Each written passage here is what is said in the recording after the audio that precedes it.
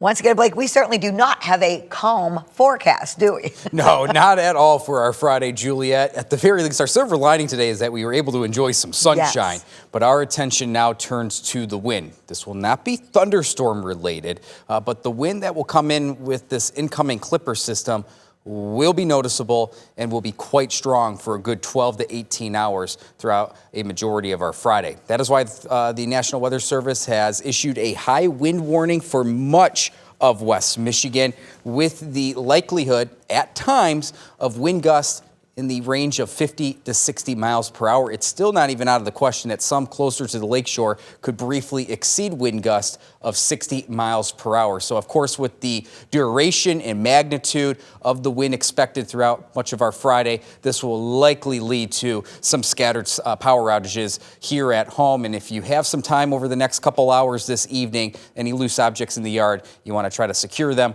or bring them inside. But that is our first focus of this forecast as we wrap up the work week. 13 weather ball is blinking green. Not much change foreseen in our temperatures tomorrow compared to today. We'll work our way back into the 30s. But along with the wind, this Clipper system will provide rain and snow showers. 13 weather ball brought to you by LaFontaine Ford of Grand Rapids. Again, at least we were able to enjoy some blue sky today. But notice at the lakeshore, Grand Haven, starting to see that cloud coverage spill on in from the west, and that's out ahead of our next weather maker. In the meantime, temperatures tonight will fall into the lower 30s as precipitation arrives prior to daybreak. That will support some wet snow here at home. And then we'll see a brief transition over to rain as tomorrow morning goes on, eventually turning back to snow in the afternoon with those temperatures waffling in the 30s. But there's our weather maker to the west, low pressure back towards Bismarck, North Dakota. That's the Clipper system that will work its way through the Great Lakes region over the next 24 hours. The wind, that is going to be felt by everyone. After midnight tonight, we will see the wind ramp up to the point by daybreak. This is just a bit below or before daybreak, around 6 in the morning. Easily 40 to 50 mile per hour wind gusts with those near and south of I-96, likely in the 50 to 60 mile per hour range. Now, as that center of low pressure, that Clipper system works its way through northern lower Michigan, while it will remain gusty, we'll probably see those wind gusts slightly diminish for a few hours midday, but don't let it fool you. We'll see the wind ramp right back up in the afternoon. By the way, it starts out of the south prior to daybreak, the wind direction turning to the west midday, and then that final surge of wind late afternoon to the early evening, the wind direction turns to the north and west. And this is 5 o'clock tomorrow in the early evening, still holding on the 50-plus mile per hour wind gusts. Sustained winds all day long, 20 to 30 miles per hour. Finally, by tomorrow night, we'll start to see the wind relax. As for precipitation, we're dry through this evening, but after midnight through the pre-daybreak hours of tomorrow, there comes some of that wet snow that will try to work its way through West Michigan, especially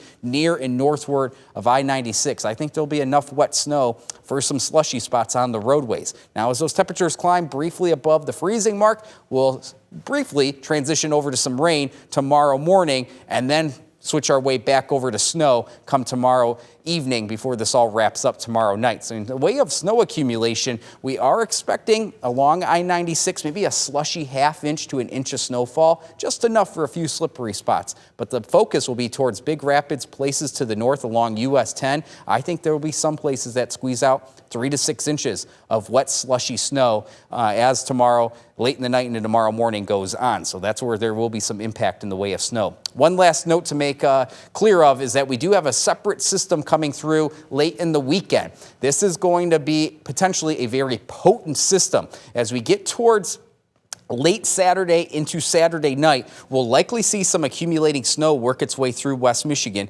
especially near and north of I-96. As we get into Sunday, however, enough warm air drives in from the south to transition us over to rain. Temperatures briefly on Sunday in West Michigan might climb through the 40s to around 50 degrees. But then our focus will be on the backside of this system, that colder air funneling back into the Great Lakes region. And I do think West Michigan will see, at the very least, a wintry mix, and then eventually transitioning over to snow Sunday night into Monday. I don't want to throw out numbers just yet. There's a lot of wild numbers out there if you just want to look at the raw model data. But at the very least, we're going to probably deal with some impact in the way of winter weather, maybe briefly Juliet Saturday night, and then once again Sunday night into Monday. The only time where we might get a bit of a break is during the day on Sunday, just because we warm up into the 40s with some rain.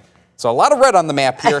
First things first, I do want to make it clear, tomorrow we will deal with the wind. That's a first and likelihood. foremost, yeah. That's a likelihood for sure. We got to be prepped for some scattered power outages. Sure. We have a quiet Saturday, but then, a quiet Saturday, and then we'll really try to iron out those details Saturday night through Monday. Definitely going to be a messy system. And for those that have friends, family, or maybe you have a cottage up north into the UP, yeah, there could be some major winter weather up there where it remains on the colder side of the system for a 48-hour span. I'm just heading up to Manistee for the polar plunge there. Who knows what we're going to see there then? Yeah, we'll have those details ironed out by tomorrow for sure. Thank you, Blake.